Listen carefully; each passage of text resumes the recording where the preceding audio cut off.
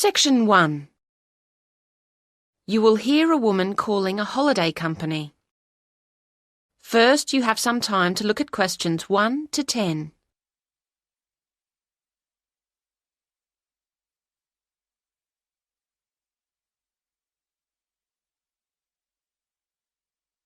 You should answer the questions as you listen, because you will not hear the recording a second time. Listen carefully to the conversation and answer questions 1 to 10. Good Times Holidays, John speaking. How may I help you? Oh, hello. I'm calling to complain about a holiday we've just had. Oh dear, I'm sorry to hear about that. Yes, we're very disappointed. What I need to do is to take some information from you so that I can look up the relevant files and then we can discuss the specific problems. Would that be all right with you? Yes, I hope it doesn't take too long. Oh no, let me just get a form ready. First, the name, please, of the person who booked the holiday. Well, our surname's Sharp, S-H. Like a knife? Yes, but with an E on the end. And a first name? I'm Alice, but I think it was my husband who actually booked the trip. His name's Andrew. Fine. And then the address, please. It's flat 4, Beaconsfield. That's Beaconsfield, house. That's Winchester. And it's SO2, 4ER. Thank you. And could I take a telephone number? We're on 0374 56561 at home. Or do you mean during the day? Then my work number's 0374 55 793. I'll put the work one down, assuming that's normal office hours. Oh, yes. The next thing is, do you have a note of your booking reference? I think so. Would it start 74? No. Usually with 2 or 3 letters. Uh-huh. Oh, is this it? MH? That sounds like it. And then 66G4. Thank you. Right, what's next? Now, did you book in conjunction with any kind of special offer? Or did you book directly with us? Or maybe through a scheme your employer's part of? Oh, okay. No, I think... Yes, we were using an offer from a credit card company. They always seem to have offers on. You get something with every bill, don't you? Yes, so many. Fine. And now, insurance. Did you have an insurance policy that came with your booking? Well, no. I mean, it came under our Gold Star policy, so we didn't need extra. No, that's fine. It's just a check. All right, nearly there. Now, what type of holiday was it? Well, not very... No, okay. It was called a midwinter break in the brochure. Thank you.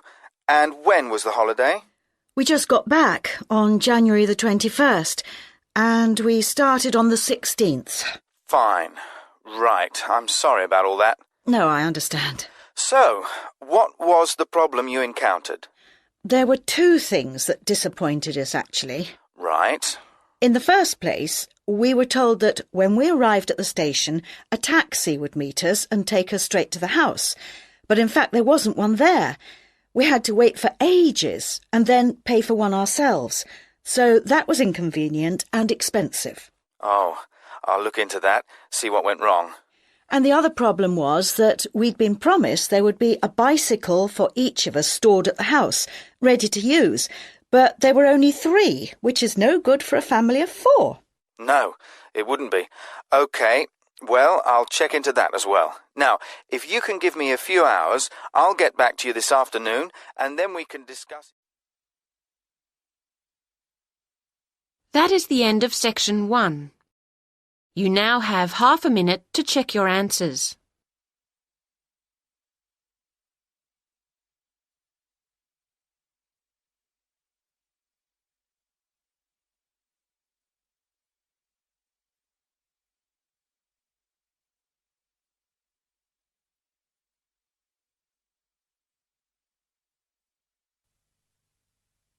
Test 1, Section 2. You will hear the director of a new arts centre speaking to a group of local people who have come to hear what the new arts centre will be offering. First, you have some time to look at questions 11 to 15.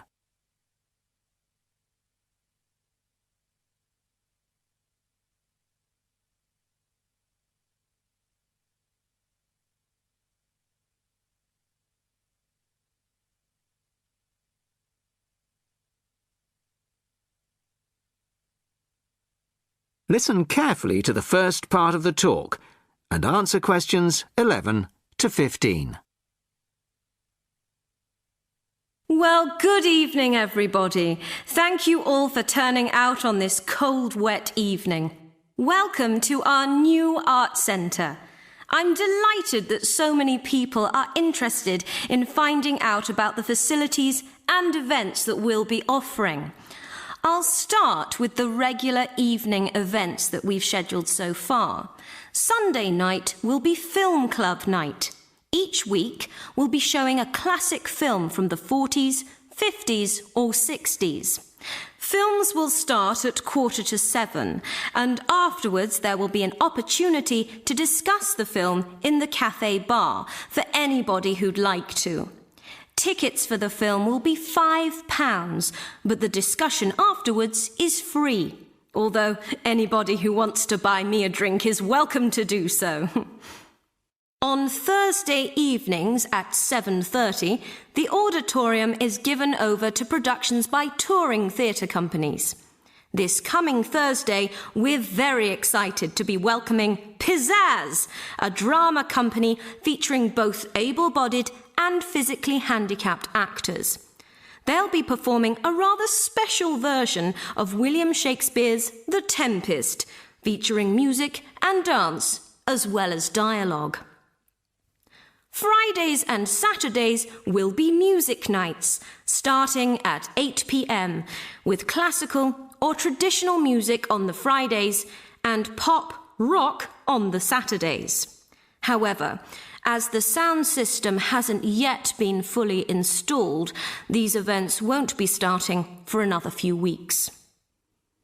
As well as evening performances, various events will take place during the day.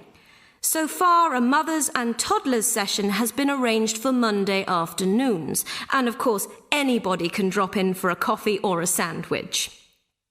The cafe bar will be open from 11 a.m. to 3 p.m. and 6 p.m. to 11 p.m.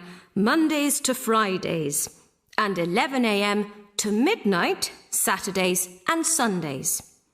Lunch will be served from 12:30 till 2, and light snacks will be available all day. Of course, this programme is just the start, and we expect to be announcing many additional events in the near future. Before you hear the rest of the talk, you have some time to look at questions 16 to 20.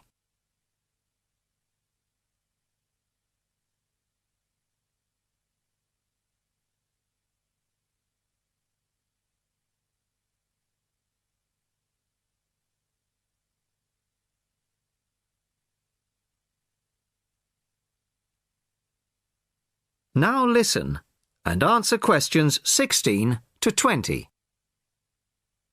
Now I'd like to take this opportunity to tell you about becoming a member. Membership benefits include reduced price tickets, priority bookings, and a monthly newsletter, which will feature the latest details of forthcoming events, plus details of other arts events in the local area. The cost of membership is just £15 a year, which I think is very reasonable. To get a membership card, you'll need to provide us with a passport-sized photo, plus payment, of course, by cash or cheque. We can't accept credit cards, I'm afraid, at least not for the moment. We hope to have credit card payment facilities available in the not-too-distant future.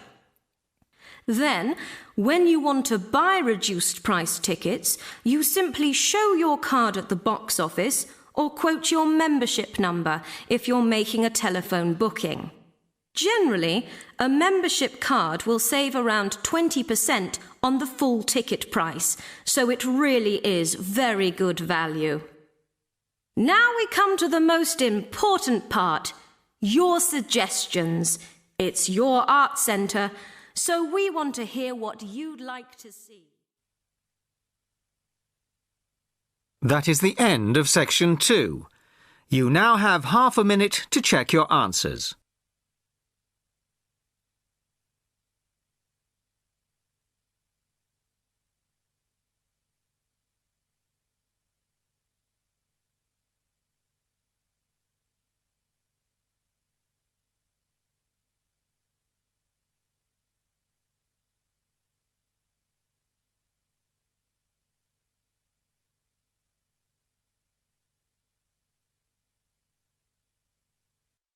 Now turn to section 3.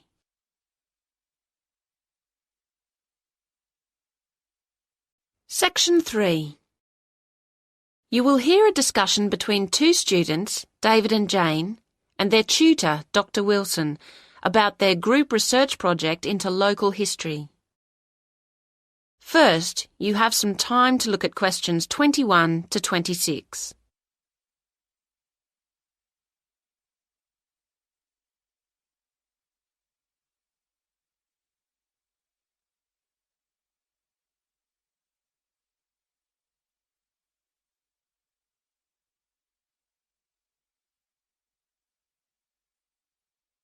Now listen to the first part of the conversation and answer questions 21 to 26.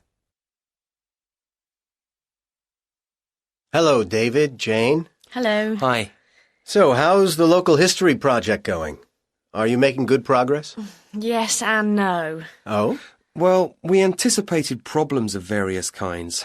None of the group has much experience of collaborating on projects. But we spent some time discussing how to go about it and thrashed out what seemed a useful approach. But it seems that Jane and I are the only ones actually following the plan. That's meant that the whole project has been lacking coordination, and so we've fallen behind our schedule. I see. That's tricky. Yes, it is.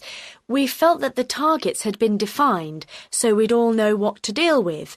But looking back, we probably should have really specified individual responsibilities. As it is, we only have a loose sense of what should be done by who. Well, this is quite a common problem, actually. I take it that you've had enough group meetings, so you're looking for an effective solution. If you go to the resource center, I think you'd find the advice service they provide there helpful at this point. Thanks. We'll go there later.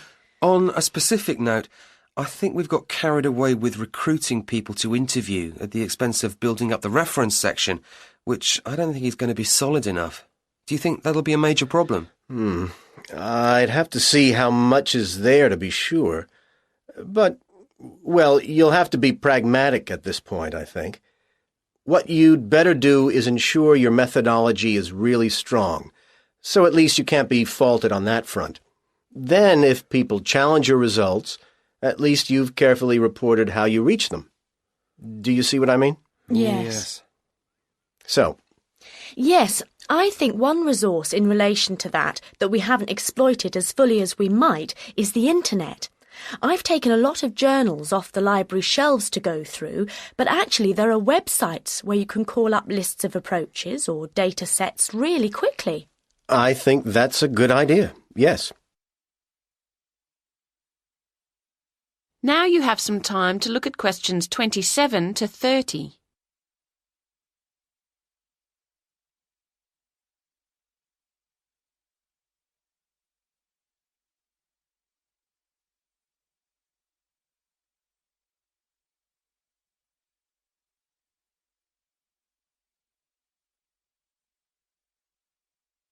Now listen to the rest of the conversation and answer questions 27 to 30. Now, let's think about the field trip and at least make sure that goes as well as possible. You're going to Cambridge on the 22nd. The Monday, yes. It's quite soon now. And in the morning, you'll be traveling and then getting settled into the hotel. Uh-huh.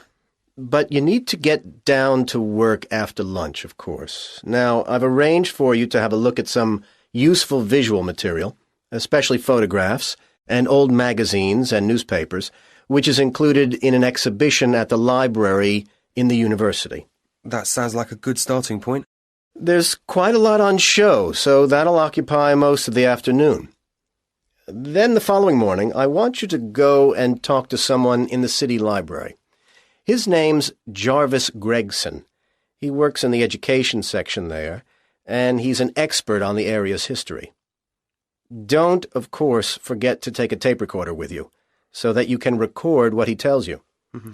And to have our questions ready. Indeed. Okay, and the afternoon's free for you to wander around, get the feel of the place. Do some sightseeing. As you wish. It's a beautiful city. But it's back to work on Wednesday morning. Concentrate on the central area and walk around methodically. You'll have the plans I'm getting ready for you from different periods, and your task is to compare those with the makeup of the city today. Make notes on how different kinds of shops and businesses have grown up, what's gone, and so on. I hope the weather's good. Yes, and in the afternoon, I want you to think about producing your own records, along the lines of the ones in the city library's archives.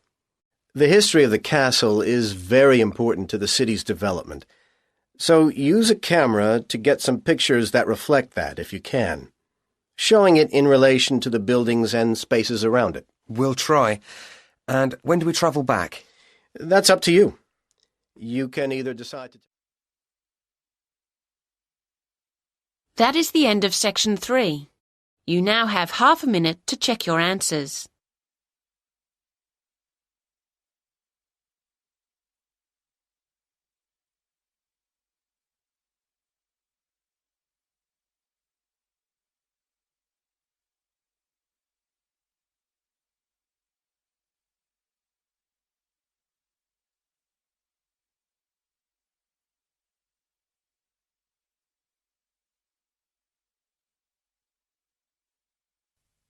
Test 1, Section 4.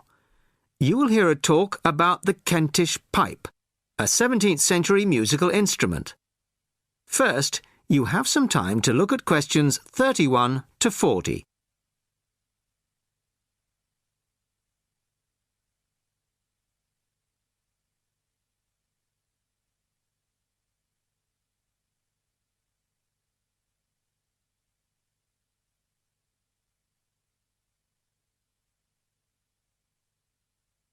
Listen carefully and answer questions 31 to 40.